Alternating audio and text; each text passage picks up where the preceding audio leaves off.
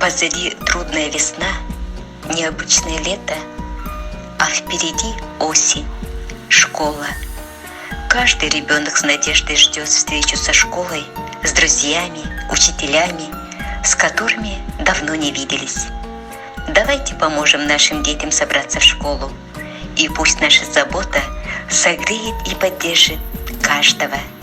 Дорогие друзья, присоединяйтесь к республиканской благотворительной акции Министерства труда и социального развития Республики Саха-Якутия «Помоги пойти учиться».